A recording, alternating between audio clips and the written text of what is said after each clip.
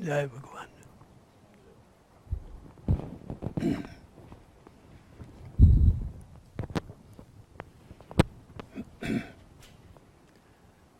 I don't know if you can all see me. Maybe I'll stand up. I'd like to turn on this mic. Yes.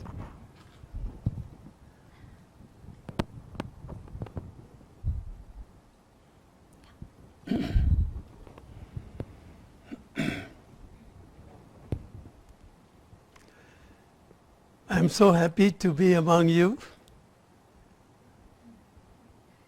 So nice to greet you. This is a unique opportunity for me to bring the mindful approach to the practice of yoga and yoga nidra that I teach. Ordinarily, yoga is practiced as a physical discipline. The body is only a part of the whole. When you practice any spiritual discipline with part of the whole, it becomes non-spiritual. Because body is managed, its movements, what you do with your body is managed through the medium of the mind. And mind is always, in ordinarily any activity, mind and body are in perpetual conflict. Very easily they are like what body wants to do. Like early in the morning when you wake up, your body says, I want to sleep. Your mind says, you have to get up. I'll give you a cup of coffee. Let's get going. In the evening, when body says, I want to sleep, it says, no, there is a movie show coming. There is a ball game. I'll give you a little glass of wine and we'll have celebration with little pizza with it. That means mind is not following body's biological urges. So when you practice yoga, ordinarily all over the world, yoga is practiced in the form of physical discipline. And that is where yoga is completely disengaged from the experience of oneness that yoga is. So ordinarily when a person is doing yoga postures, how many of you have practiced yoga postures? Oh my God, thank you. Of course, it's so good to have you all here for having practiced yoga. So ordinarily when somebody practices yoga postures, you will notice that mind is internally practicing body image and self-image and self-concepts. So body image could be, I'm too fat, I should not be so stiff, I should have started practicing yoga earlier. Oh my God, this teacher is not so good as the other one I had. This guy who just came last week is doing so much better than me. I hate this. So that means actually the body is supposed to be doing yoga postures, but ego is practicing conflict on a yoga mat, for God's sake. That's not yoga, that's called practicing the conflict on a yoga mat, which is very sacrilegious. So this is the state in which almost the entire world, including India, people are practicing physical yoga where yoga cannot happen. So I had an awakening experience in 1970, and in that I discovered the whole new medium of practicing yoga that I did not know before. So in 1970, when I had awakening, I already was one of the largest, I was the founder of one of the largest yoga centers in Pennsylvania. I had 150 yoga classes when there was hardly any yoga in America. 1970 I'm talking about. It was the largest at the time. At that time when I had awakening, I understood what Patanjali meant when he said yoga means witnessing the modifications of mind. That means he gave the master key in absence of which you cannot practice yoga, because he said yoga means witnessing modifications of mind, which we call mindful practice. Do you understand the difference? So same, probably mindful means the same thing, but mindful means being beyond the mind at the same time, in my definition. Mindful does not mean concentration. Concentration can be practiced by ego mind. Meditation means going beyond the ego mind. You understand? So this is about Patanjali, the writer of the scripture of Patanjali Yoga Sutras. He says, yoga means witnessing modifications of mind. Means mind is doing something that must be stopped to enter into the domain of yoga experience called oneness. Do you get it? This is so amazing to me, how people practice yoga. They read about it and they don't practice it when they get on the yoga mat. What most people do is they look at the yoga book and they see the postures. If I do the postures this way, I'm doing yoga. But that is so far away from the real experience of yoga. What is the meaning of word yoga? Yoga means integration of all conflicting parts of consciousness that manifest at the level of the physical body. In yoga it is called Annamaya Kosha. Energy, inner body called subconscious energy body. And then self-conscious ego mind. And then superconscious state of being. So these are the different components of consciousness. If you don't understand that, you cannot practice yoga. So what are these components doing? So if you understand our body is a depository or repository of all that happens at mental and emotional levels. So most people, when they are living in conflict in their outer life, in their love life, family life, work life, or social life, all the internal conflicts that happen with who or what is present outside initiates conflict in the presence within. Presence that I am within, the soul within, the consciousness within. So every time you are in conflict with who or what is present, you are in conflict with the presence within yourself. Does it make sense? That means human race has reached to such a state of evolution that most people are born identified themselves with mind-made sense of self. That means it is called the self-image. And it has separated from the self that I am. So it has already separated from the source of oneness. So what is yoga? And by separating means everything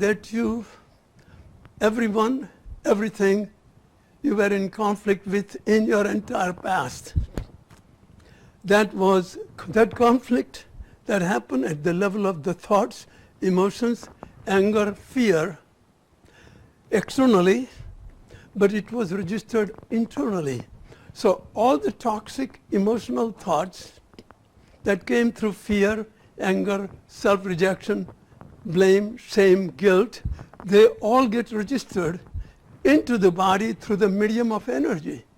So energy is the medium between body and mind.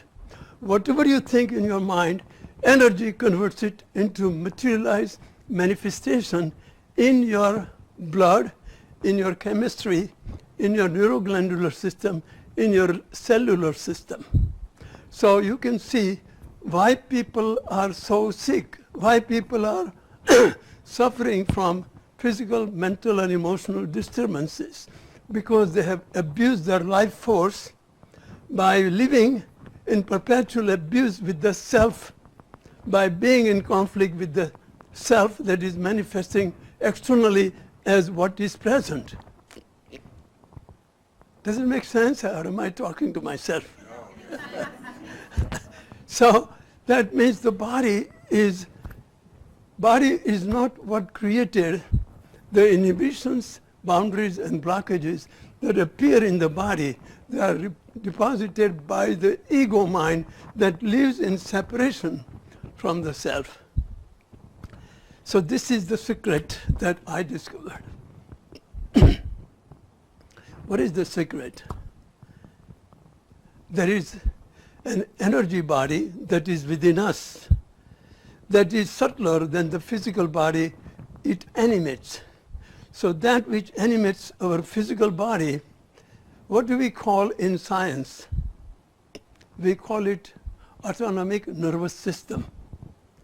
And it is the polarity of sympathetic and parasympathetic nervous system. Yogis discovered thousands of years ago, they said, this is not automatic, and body is not the hand created by the machine called autonomic nervous system. They discovered that the body is the direct manifestation of consciousness that I am, that is inborn within us as a divine potential, and when it manifests through the body, the unified state of yogis called Shiva and Shakti. In yoga, it is called Ardha Narishwar Shiva. When it manifests in the body, the polarity to create, oneness cannot create, but one has to become two. Like we could not be born if there was only father or only mother, right? So the entire creation is born of cosmic father and cosmic mother, manifesting in each human being in the form of autonomic nervous system. But they don't call automatic, they call sympathetic, driven by the innate intelligence of higher consciousness. And Shakti, the parasympathetic, turns all the innate intelligent impulses coming from the higher self into the life-giving functions in the body. It's not mechanical. That is the most important secret. Most people do not know. In spiritual field, they don't understand that. But when Christ said, your body is the temple of God, that's what he meant, because your body is the residence of consciousness and energy, sympathetic and parasympathetic nervous system. So in human beings are born with a sense of I am and a mind, ego mind. So humanity is at the evolutionary stage where subconscious animal body, the subconscious animal, we are born with subconscious animal body, self-conscious ego mind, and superconscious divine potential. So self-conscious ego mind, we are born identified with it, which in yoga is called karma body. That means everything, every time your ego mind has violated the reality of co-creative polarity in your sympathetic and parasympathetic nervous system, it creates imbalance in the body. So sympathetic, as soon as you identify with your angry, fearful thoughts and emotions, you're replacing the higher consciousness dominating sympathetic nervous system, replacing with ego mind. So now the ego mind becomes the creator and replaces the consciousness as a creator. So when we fall asleep, guess what? We drop from the alpha brainwaves into beta brainwaves, into alpha brainwaves, theta brainwaves, delta brainwaves. What is really happening is our mind is actually withdrawn from the operating on sympathetic nervous system, and progressively mind is detached from the body, and body functions in self-balancing, self-healing interaction between sympathetic and parasympathetic nervous system. That is why we wake up very refreshed. We did nothing. What happened? We withdrew the domination of ego mind over the sympathetic nervous system. This is precisely what I recognize in my awakening experience of 1970. So from that, after having that awakening, I had read Patanjali Yoga Sutra, I had read Bhagavad Gita, Yoga of Bhagavad Gita, and when I read after awakening, I saw something so completely different in Patanjali's Yoga Sutra that I didn't recognize before. Because when he said, yoga means witnessing the modifications of mind. So what he's saying that if witnessing modifications of mind in yoga means pratyahara, withdrawing your mind, dominating your sympathetic nervous system. So when you do pratyahara, withdraw the mind by witnessing the thoughts, do you see? Then your sympathetic nervous system and parasympathetic begins to function in harmony automatically. You don't have to do anything to restore the balance. So this was the biggest discovery for me. It changed my life, and it changed the way I taught and the way I wrote books on yoga. It was complete. And at that time, I had, after that, I had 2 ashrams in Sumnertown, Pennsylvania.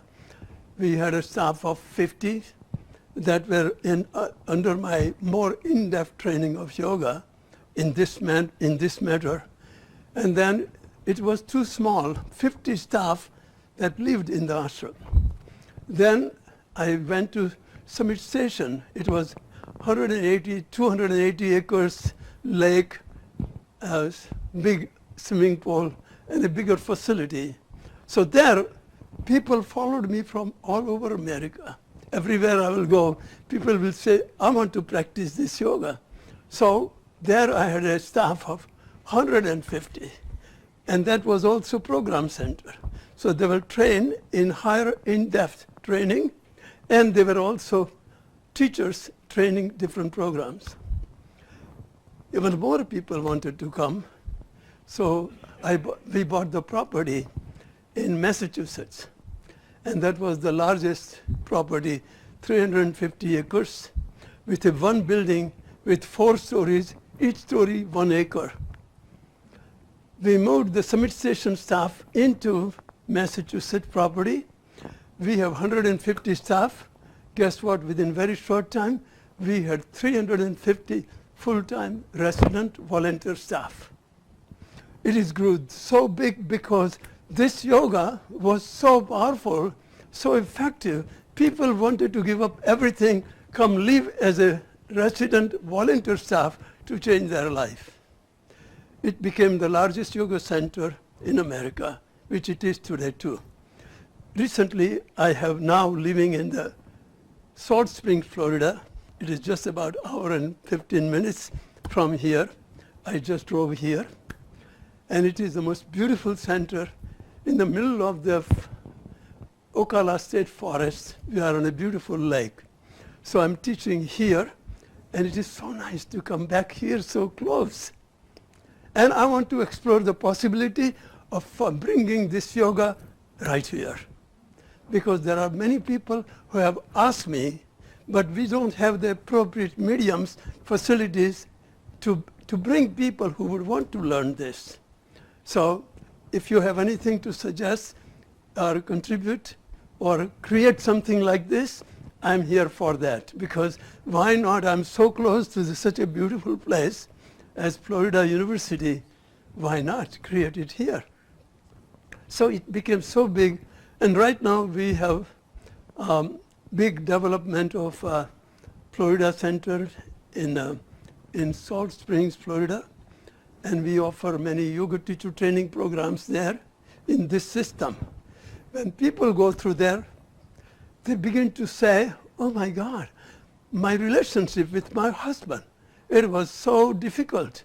With my children, so difficult. My wife, my work frame, everything changes, because this is what you learn in the practice of yoga, how to create a shift from reactive perceiver that is triggered by other and convert it within yourself, make it into co-creative interaction.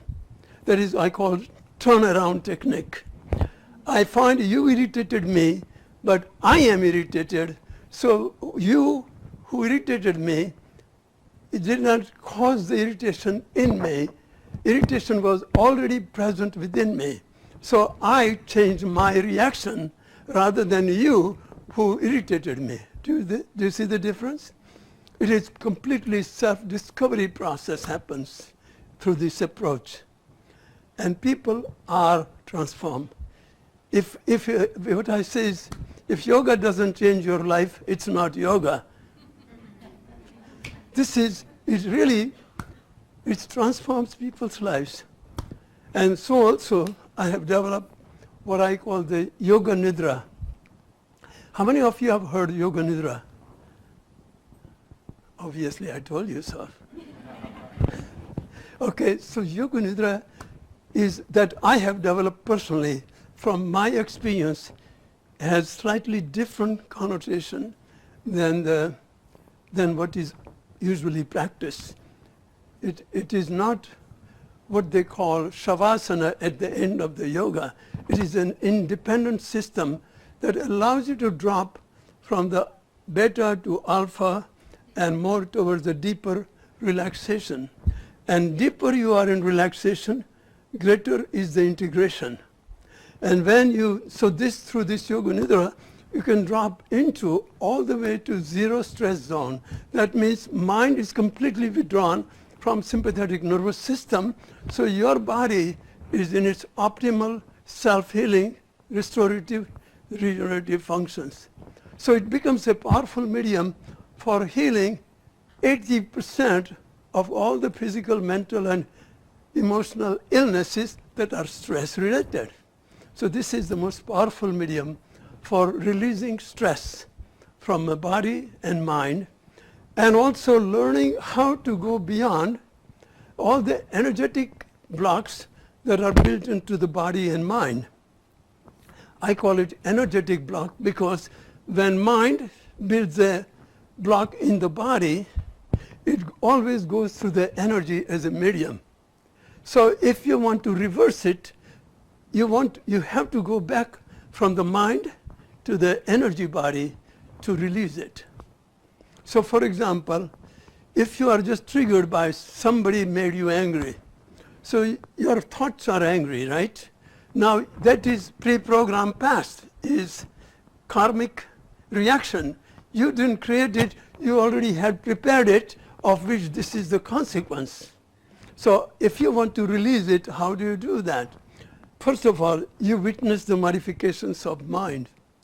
When you say you do not reinforce your thoughts over the body, because that's what you did, that is what we do when it happened in the beginning. So now you are learning to reverse the process. You withdraw from the mind that installed the energetic block. Now you withdraw from that mind, so now you feel the energetic block. From mind it gets into the body. So in body also you don't react, otherwise it goes back into the mind and it gets reinforced. So in the energetic body heals itself, restores balance itself. So when you go there, you are also removing from the blocks that were restored place in the mind and body, and you are free from the karmically created prison of the past in which humanity lives. This is so common. And so today so many people practicing yoga, they do not know they're not practicing yoga. So I'm so happy because I know many of you have practiced yoga, but it is for me today to give you this opportunity, give myself the opportunity to explore the new approach that many of you may want to accept and practice. So my purpose in life is not to just to give lecture, you go home, clap, and go home and do the same thing again. No. my purpose is to, if you truly are having what I call midlife crisis, menopause crisis, business failure crisis, health crisis, they are all created by the way your karmic past is creating those as consequences. That didn't happen, they're created by outside what you did. They were created inside and reinforced by your inside. So if you practice witnessing the modifications of mind as a main practice in the practice of yoga, you are dismantling, you're learning how to dismantle the obstacles between the body and the mind, which is energy blocks, right? So when you release that, you are reconnecting consciousness and energy back. And then you are going back to the body, and that is like you're going back from the energy chakras. So in yoga, this, I don't want to go into technical part, but it is, I explain all the things through the first three chakras that works for the they are subconscious. And when ego mind dominates it, so it uses the survival sustenance level energy of the first three chakras to go and create what it wants outside. There's nothing wrong about that. But when you try to create it, that creates separation in your subconscious polarity, it creates conflict in your body.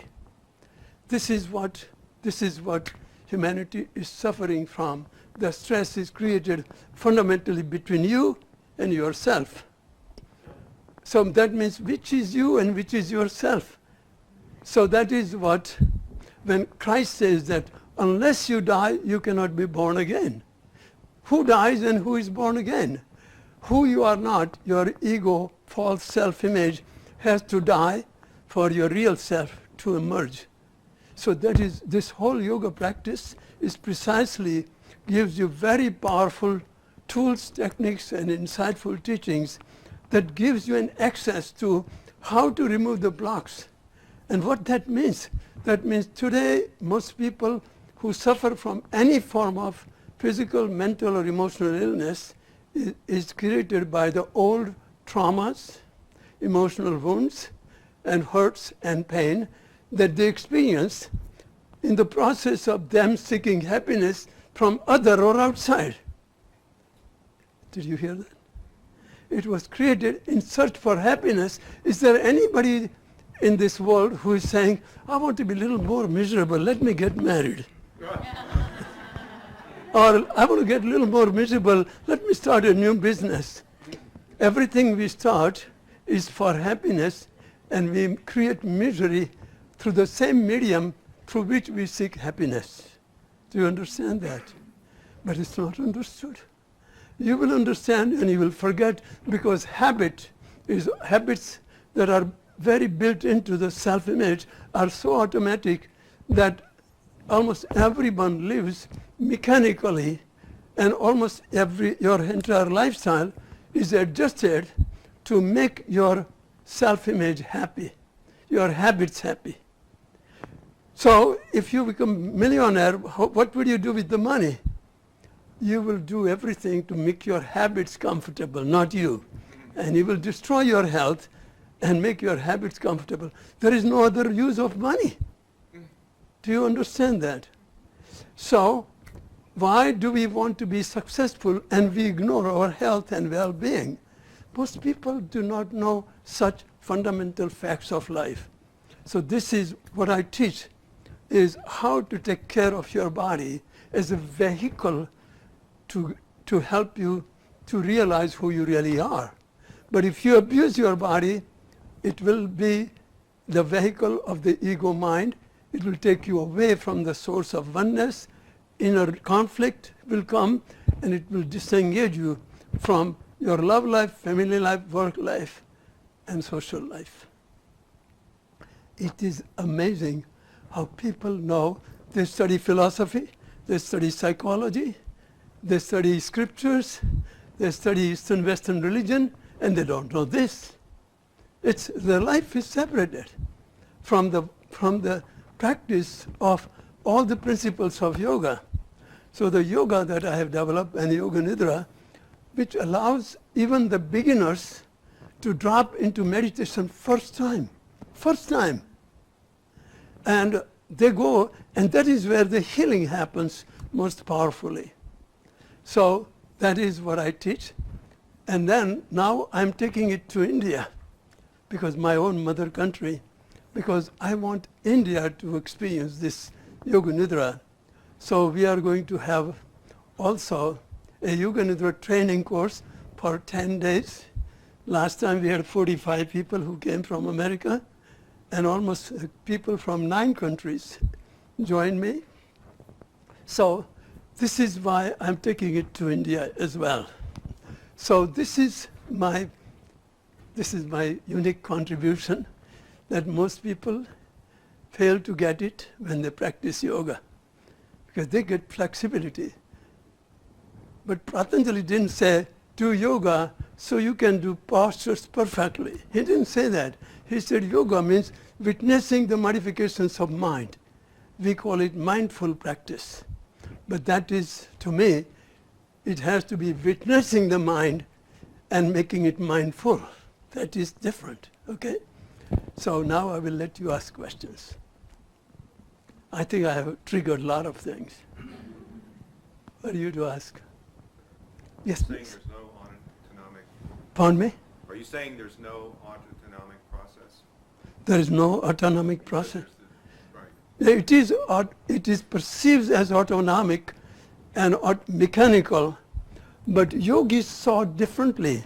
They saw that your nervous system that animates your body is not mechanical.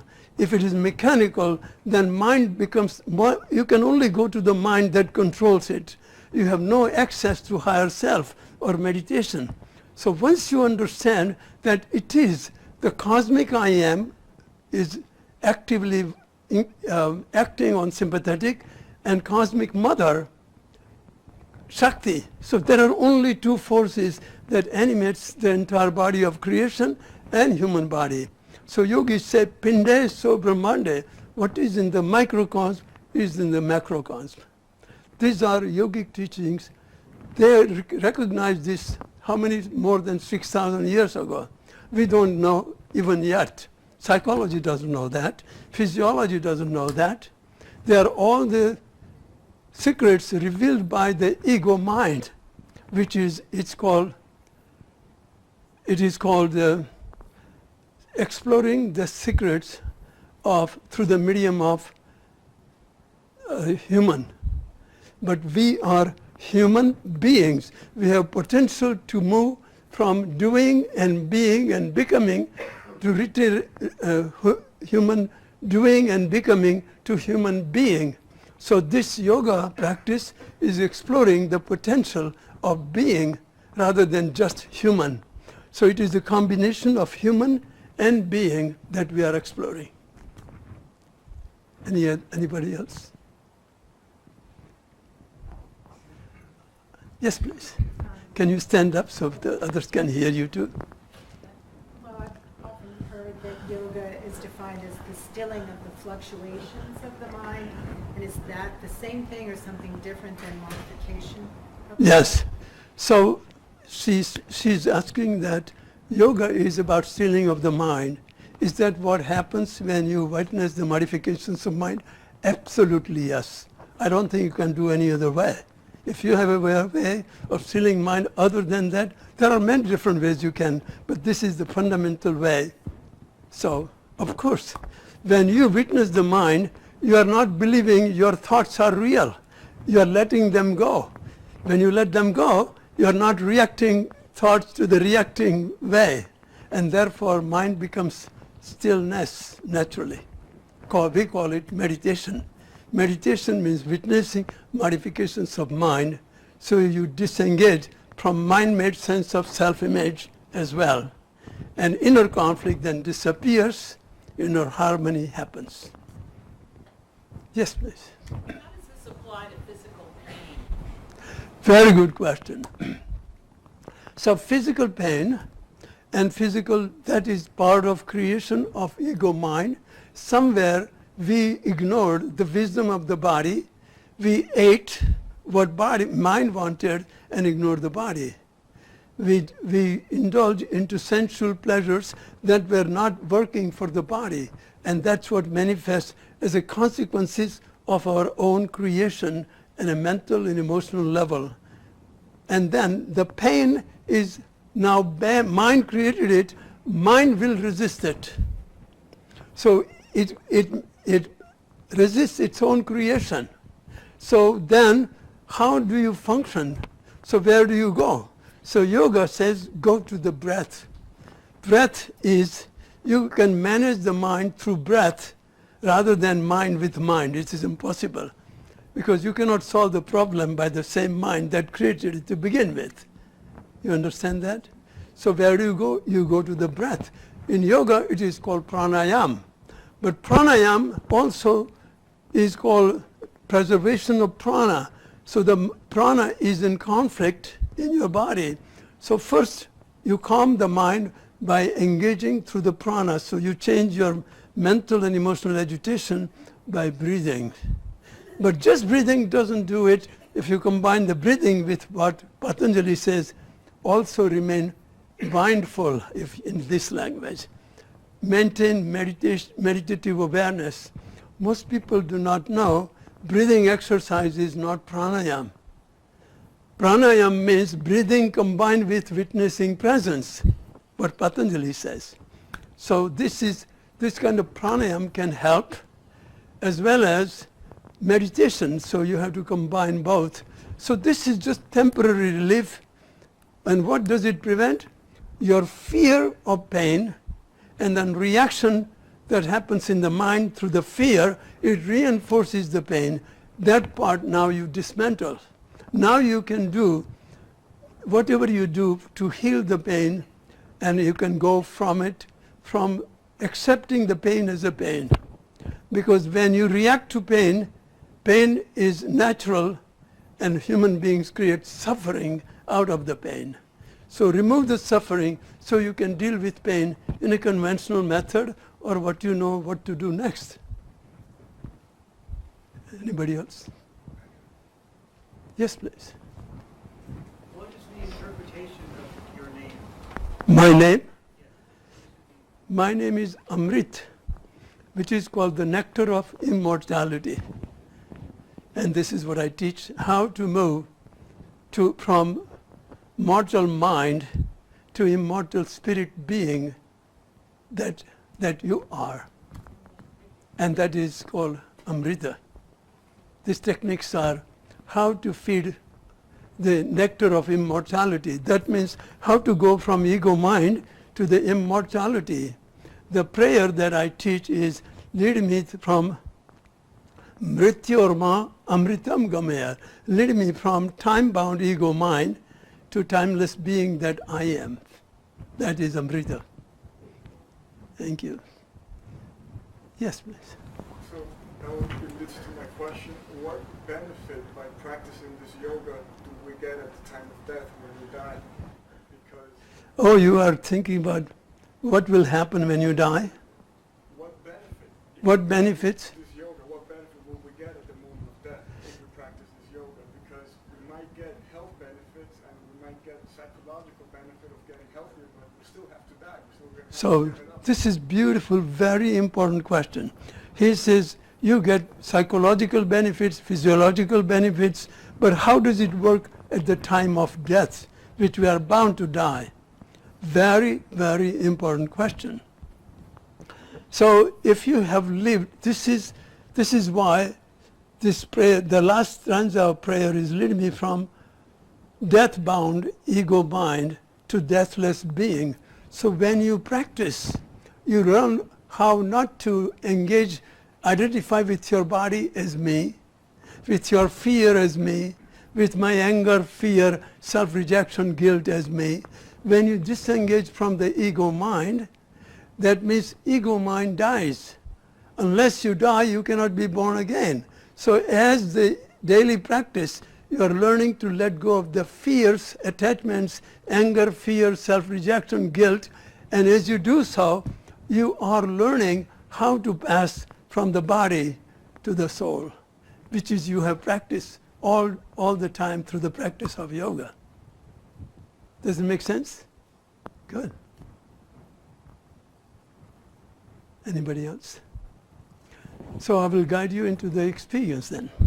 Let's all stand up. Take off your anything from your glasses, just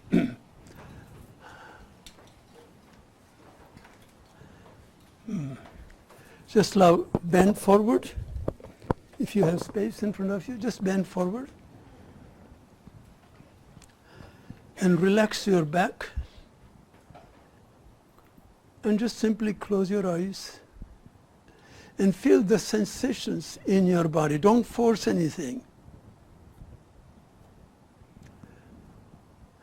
And just breathe naturally.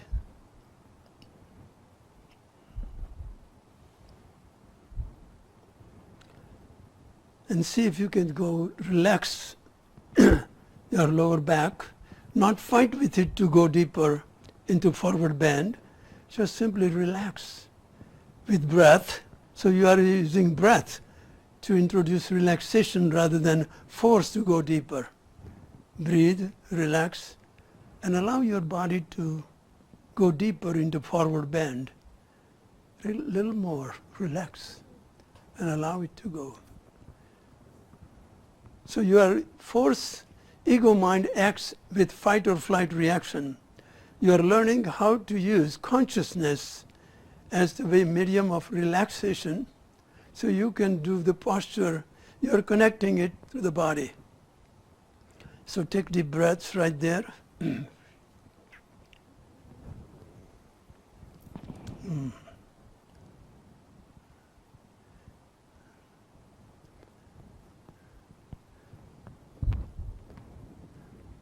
Relax even more and see and breathe deeply, because now you are making a shift from mind and body to the consciousness through the medium of breath and the posture, both. Relax. And more you relax, more integrated you become, and less you are engaged in your mind. In a very slow motion, come up and sit back on your chair. Close your eyes, please, and sit on your chair. Keep your eyes closed. And stop moving as soon as possible. Keep your eyes closed. Be still. Stop moving. Bring your attention to the flow of blood that had been focusing on your head. Feel that your energy and the blood is now flooding your whole body, cascading like rivers, energy rivers, from your head throughout your entire body and neurological system. Feel that it is moving down from your head. Feel that pulsating, energetic pulsations moving from your head into your arms. Relax your arms.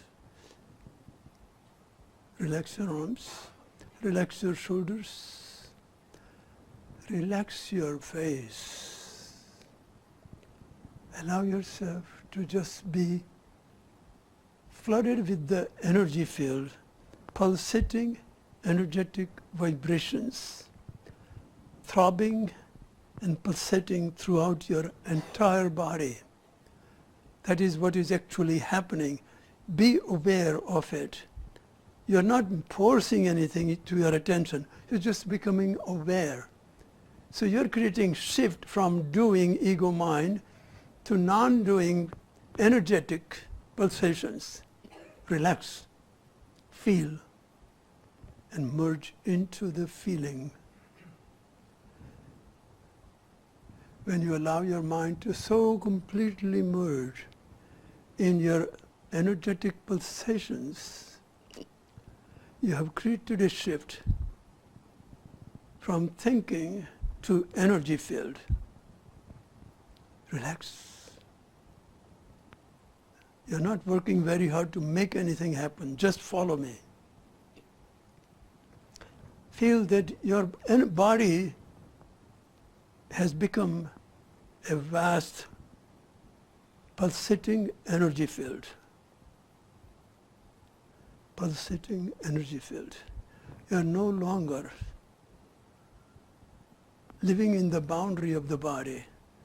The energy has tapped out of the mental constrictions. Energy follows attention. You have lifted all the attention from body and energy. So now your energy field is expanding throughout the entire room, feeling this entire room, feeling beyond the room, merging into cosmic ocean of energy. Om.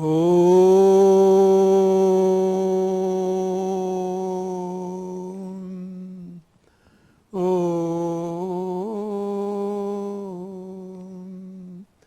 Om.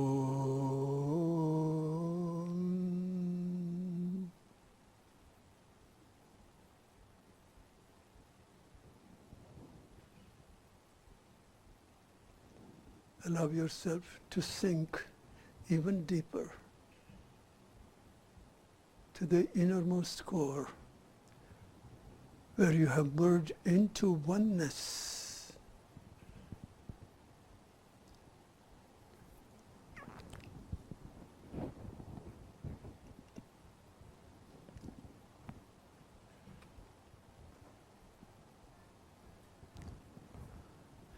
Now just listen to this affirmation.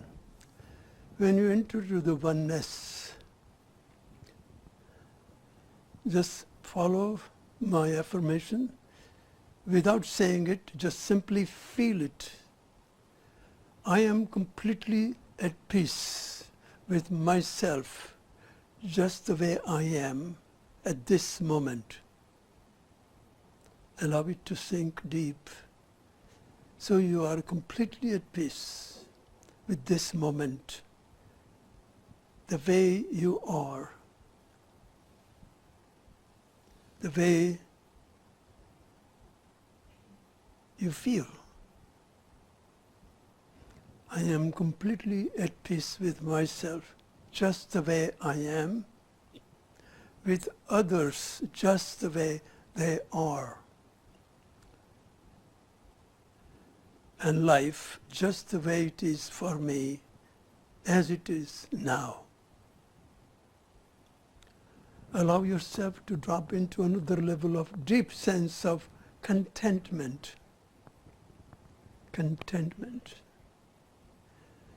There remains nothing for you to do, improve life. Life is, as it manifests, is perfect and complete right now.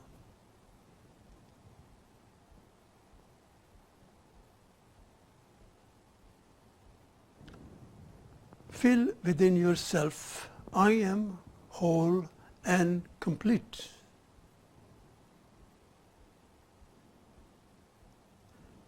So the higher self in you, which is witnessing presence, which functions beyond the ego mind, that lives in the memories of the past and projections in future, it has nothing to do to be whole and complete as it is right now.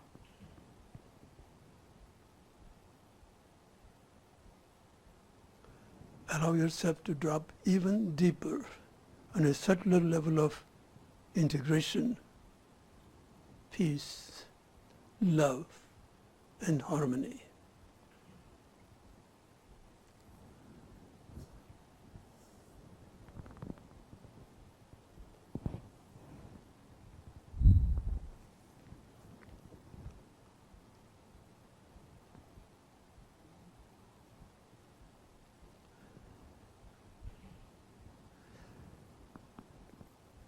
Now you have crossed the boundary from doing to non-doing presence. So you have relegated the doer ego mind for the subconscious energy and consciousness to carry out what I say. So let your energetic response come. You don't have to do anything through the medium of your mind. Relax.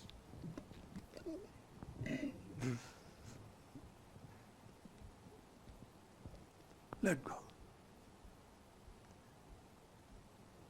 You're letting go of the doer, the ego mind. And you directly drop into the non-doing power of presence that manifests through your body. As a result, your body functions optimally to carry out healing functions.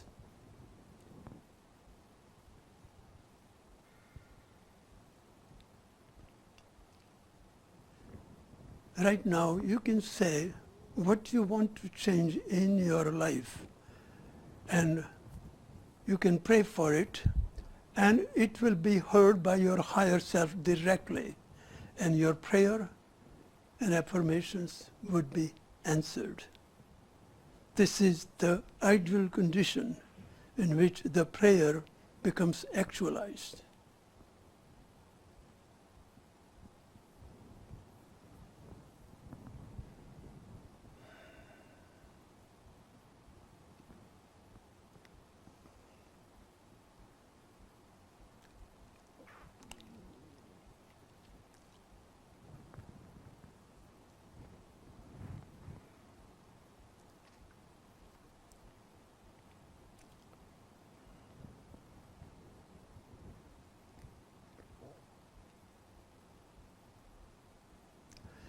Bring your awareness back to your body and your breath, and notice how calm your breath has become.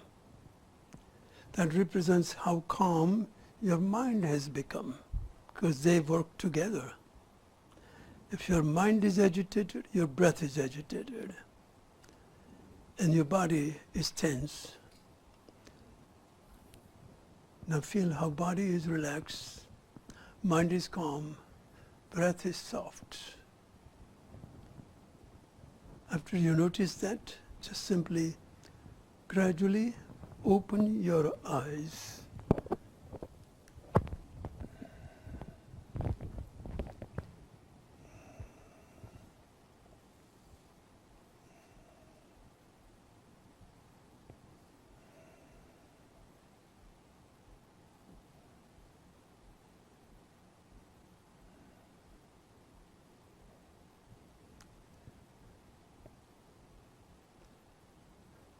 Bring your attention, just be connected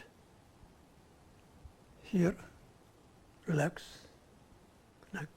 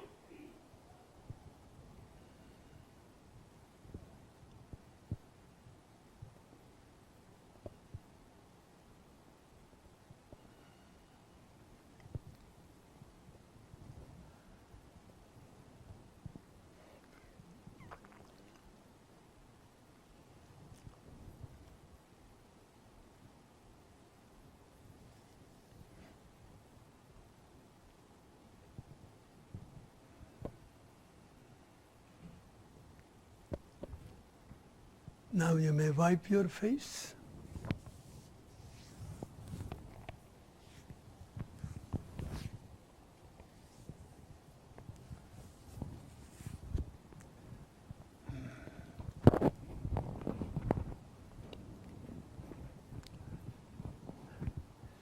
I would like to ask some questions, see if you got off what I have guided you. After I asked you to bend forward,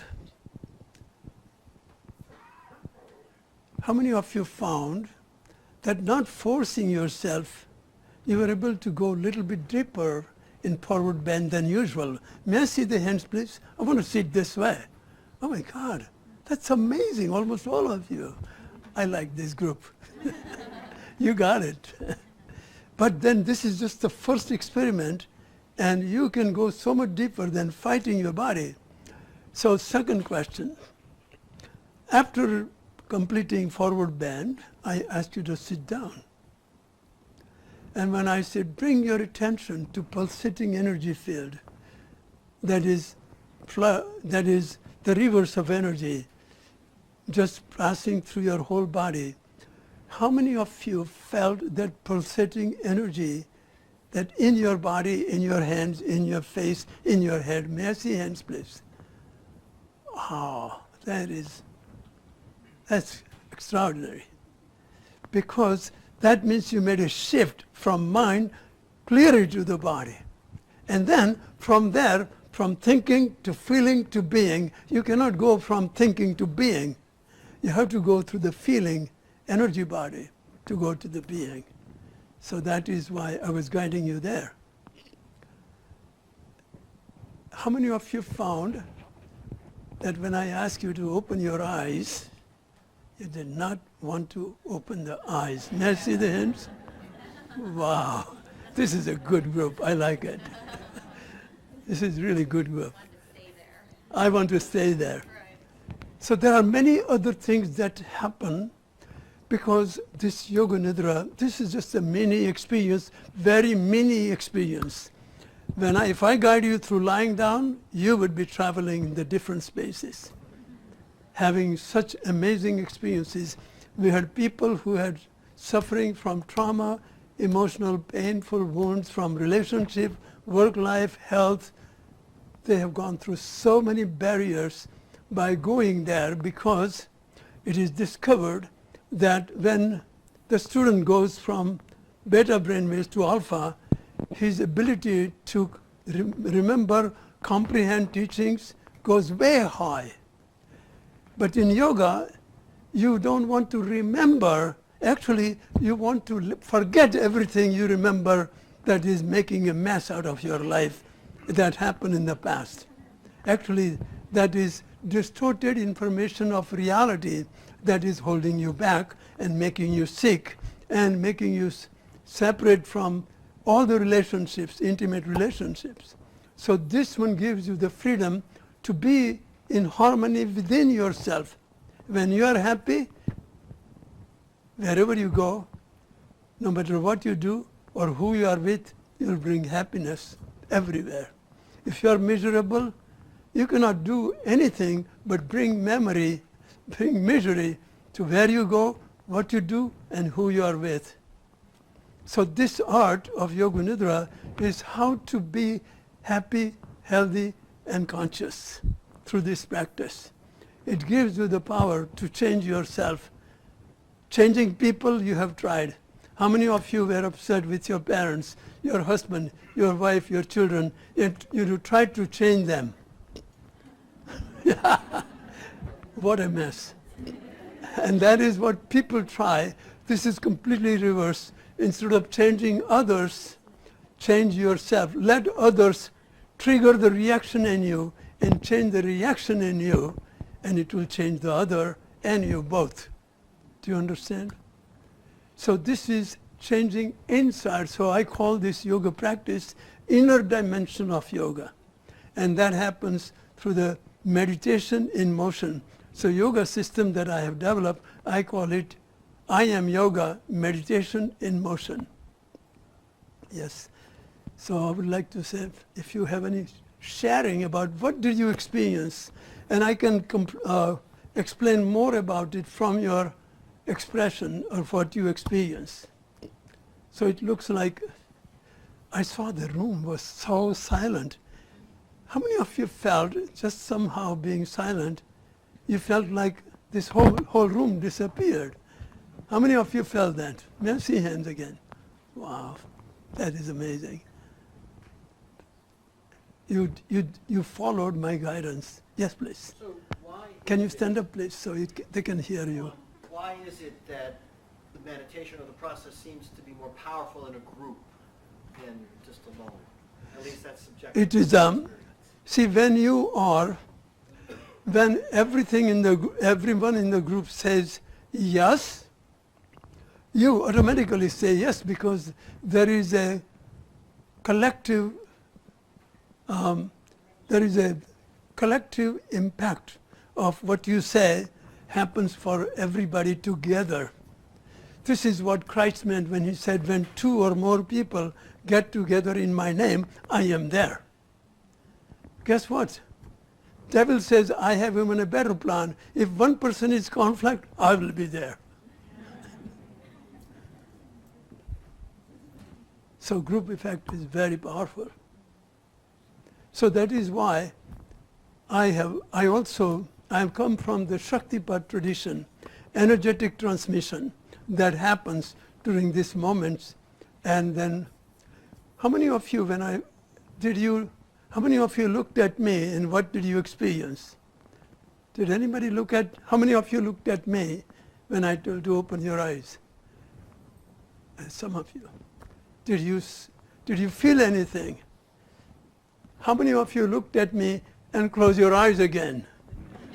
That's what I mean. So the energy field was so completely drawn inward, and when you look at me, you will go inward. Energetic, it is, what do they call in the catalytic agent in science. So if it happens in me, it will happen for you, group effect. Yes. Yes. Anybody else? Yes, please. Jagadacharya, I took your Yoga Nidra training and I've just been struggling. I've been trying to practice Yoga Nidra, and when you just did it with the intention, it helped to get it going again. Because I struggle with meditation, and even I did it, with comedy, and she taught us about implanting your intentions, and especially for people that are just starting, I think it's my thing is I'm still not sure if I'm getting the benefits from it. That is, come back again, I think you didn't get it. Because we have hundreds of people that were in your class. Did they say how their life was changed? Did you hear that again and again in your own class? Yeah, I heard it. You heard it, that's what I mean. You didn't hear it. So please, it's okay, because if you're not understanding the principles properly, like when I guided, did you get in? Okay, you got it. But maybe you are looking something, and that is what you are not getting. That is very different than you are getting it without looking for it. This is called letting go, in a way. Who else has attended a Yoga Nidra seminar with me? Would you please share with me what you have experienced? Yes? Yeah. You have been even teaching Yoga Nidra, and you have miraculous experiences even in your class. I do. I was assisting her group last month ago. It's amazing. And I get amazing things all the time. But one of the things that was really huge for me in Yoga Nidra, my father passed away about 7 years ago, and he and I were very, very close. And I'd already done Yoga Nidra, so I started doing 2 a day, morning and night, just to work through all the grief.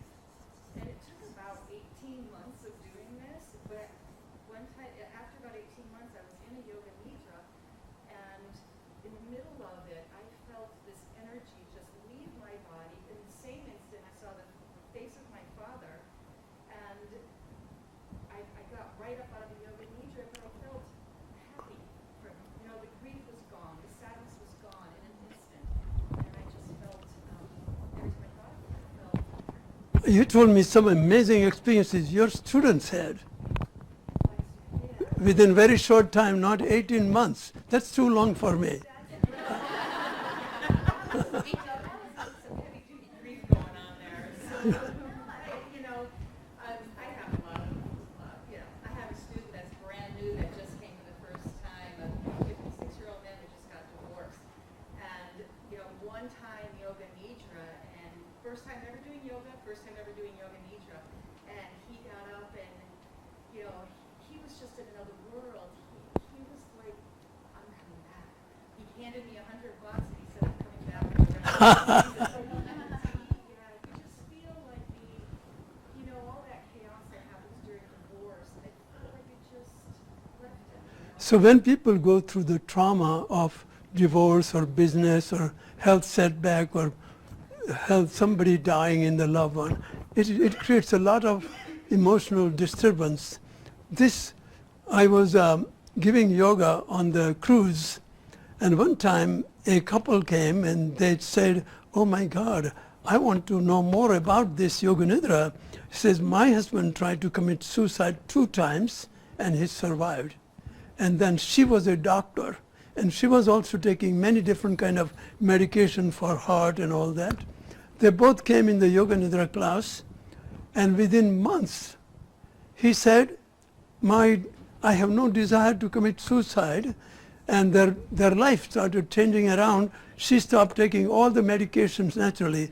Why? Because medication is to quiet the mind and restore the balance and relax, right? So when you learn how to relax naturally, medications is not necessary.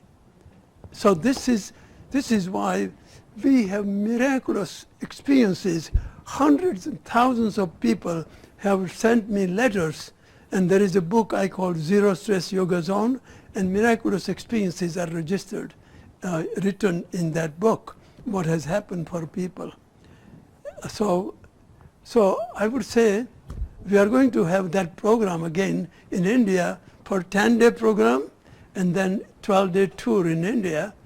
If any one of you is interested, that's the next one that is coming up. How many of you think you might want to? Not that you are ready for it. Anybody wants to? May I see hands all the way? Oh my God, that's wonderful. This is going to be extraordinary because you will be, even in the tour, I'll be giving yoga lectures and experience of yoga, and in 10 days you will be certified to teach Yoga Nidra. And if you are practicing anything you practice in the health field, this can be an extraordinary addition. If you are practicing yoga, this is extraordinary addition to your personal practice. And as a teacher, people who do not come to yoga class, those who are sick, stiff, obese, and not going to yoga class will come to you. It's an extraordinary system. It is needed so badly in India. I said, I'm going there. So we are taking there, but it's in a most beautiful setting in India. I thought, if you want to take that chance, it is coming close. It will be from December 29th to January 7th, and then we'll travel for 12 days. I'll be with you, and with the lectures and yoga practice, it's going to be. We had 45 people last year. This year, we are going to have perhaps more. We have to stop also because it's getting more popular. Any other question? How do you find out more about the trip to India? This one. It doesn't have, but we have website. There is a magazine outside. If you are interested, take the magazine and write it down. And in that, you can get the phone number there. Call it, and yes, there is phone number there. There is website, yes, and on website also there is information. Yes. Courses be in English? Yes, all in English. In India, all in English. But people who study in English will teach in many different languages all over India. So in India, there was one of the largest yoga festival last March in Rishikesh, the holiest place of India. And I was invited and that was attended by 85 nations. And I was invited to do the lighting ceremony for inauguration of that festival, where Prime Minister Modi himself spoke on the video. So that they have accepted my amazing work that I have done in America for past 55 years. It has been recognized in India as well. So, yes, please. Can you stand up and speak for me? Can you tell me about living a contemporary ordinary life? Temporary what? Contemporary ordinary life Contemporary ordinary life. and the experience of enlightenment. This is what I do. I'm living contemporary ordinary life. And when I practice different things, it is in contemporary ordinary life. Really, I mean it. This is why this is for you. This is what has been, how many thousands of people who have attended yoga teacher training with us, yoga nidra teacher training, yoga therapy, and quantum breath meditation. And they have seen amazing results in their so-called ordinary contemporary life. But what is enlightenment? Enlightenment means letting go of all self-created nuisance in your life. And that's a technique I teach. You have to die to self. Yes, please. Can you touch on how Yoga Nidra would be taught to children versus someone of an older age? Yes. By the way, children will practice, if the children get into it, they have amazing capacity to drop into it so fast. And we have children's Yoga Nidra class also. We have teachers who are expert in that. So Yoga Nidra could be applied, affirmations could be applied. If you are suffering from insomnia, blood pressure, arthritis, any kind of illness, how many illnesses come from stress? 80%. Physical, mental, and emotional is stress related. Science has discovered that. This is direct letting go of the stress. And you learn how to let go of your stress that comes from your past conflicts you have had in your love life, family life, work life, and social life. And you get master at it. Then you create no nonsense around you. You are responsible. You are not the victim anymore. That is what I teach. You take responsibility, because responsibility means ability to choose your response to what happens in your love life, family life, or work life. You don't have ability to choose your response. Your compulsive emotional reaction takes over. How to manage that? That's what I teach. You are responsible for everything that you make happen to yourself, and do it as if it came from the other. That's a nuisance people practice. Yes, please.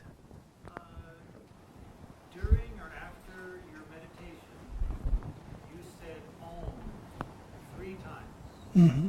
Why did you do that? Om brings you home, which is this is Ajna Chakra in yoga. This is called the Ajna Chakra is the sign of Om. And when you chant Om, all your energy that are scattered through all different nervous system in all different chakras are released from the blockages, and it flows upward and combines here in your third eye, where the stillness happens naturally. You're welcome. Yes, please. A little testimony to the power of your teachers. 8 years ago, I discovered Amrit Yoga with Nidra, and I had lived with chronic clinical depression all my adult life since late teens, and I'm not medication free. I wish I could be, but it's amazing that this is second only to that. And your depression was cleared. Very, Depression, anxiety, fear, amazing miracles have happened. And you've studied with Vida and Chandrakant. Would you please stand up? These are our teachers.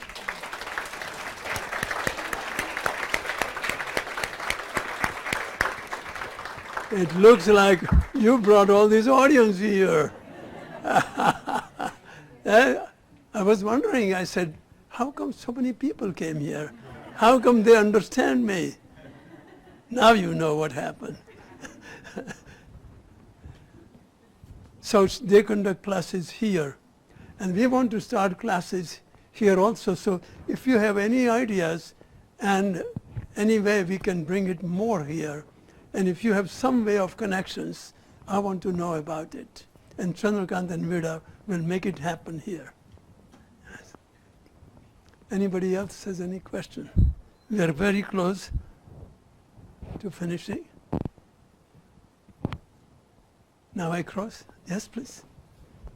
Can you stand up? I just wanted to say before we end, can we all home together? Yes. See, he already likes the Om. Please let us sit up straight in your chairs, please. Do not lean. Relax your palms on your in front of you. Close your eyes. Now rub your palms before you go there. And rub your face with it, all areas of your face. Remove the wrinkles and frowning on the face, tension in the eyes, on your jaws, everywhere. And then bring your palms down in your lap. Close your eyes. And then you will join with me in the breath with the Om. Take a breath in.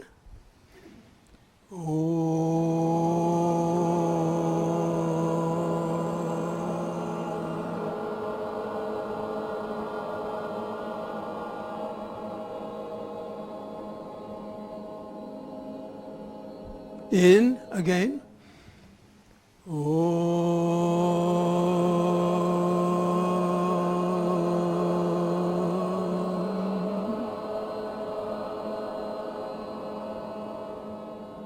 Again.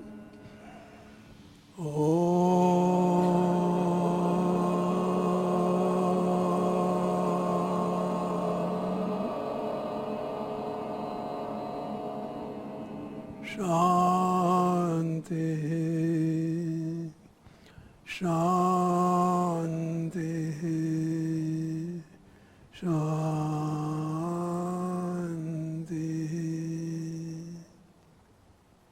Drop in into complete stillness. Relax.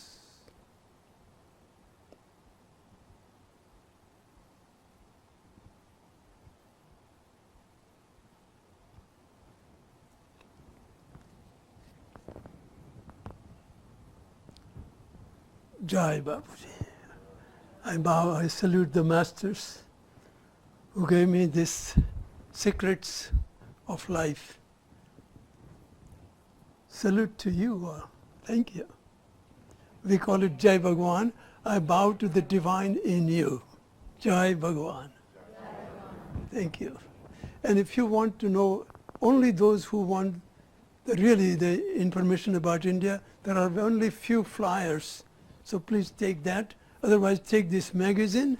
That has some information as well.